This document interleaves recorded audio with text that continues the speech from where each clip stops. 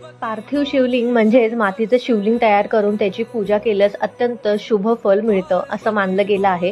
या महाशिवरात्रीला ह्या पद्धतीचं शिवलिंग तयार करून त्याची पूजा नक्की करा. सर्वात अगोदर स्वच्छ असणारी किंवा मग कुंडीतली माती घेऊन अशा पद्धतीने कुठेही चिरा न पडता शिवलिंग तयार करून घ्यायचं. त्यानंतर अभिषेक करायचा आहे. सर्व वस्तू एकत्रित करून ठेवायच्या. सर्वात अगोदर गणपती बाप्पांची पंचोपचारे पूजा करून घ्यायची. त्यासोबतच जे शिवलिंग आहे त्याच्यावरती पाणी, गंगाजल, दूध, दही, मध, तूप, साखर, तांदूळ, काळे तीळ, उसाचा रस, चंदन आणि भस्म याने अभिषेक करून घ्यायचा.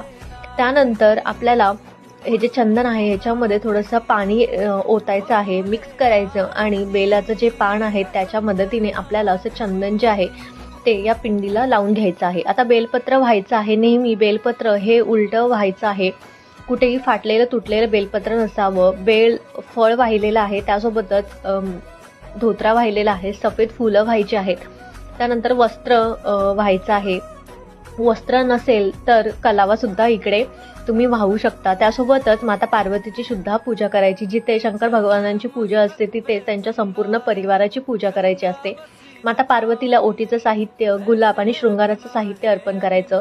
दुसऱ्या दिवशी सर्व पूजा काढायची आहे. त्या दिवशी आपल्याला भस्म आणि सर्व पूजेवरती अक्षता व्हायच्या आहेत. त्यासोबतच वाहिलेली सर्व फुलं पानं काढून घ्यायची. एका मोठ्या भांड्यामध्ये पाणी, त्याच्यामध्ये गंगाजल ओतायचं आहे आणि जी शिवपिंड आहे ती याच्यामध्ये विसर्जित करायची आहे. विसर्जित केलेलं हे पाणी तुळशीला सोडून इतर सर्व रोपांना तुम्ही घालू शकता.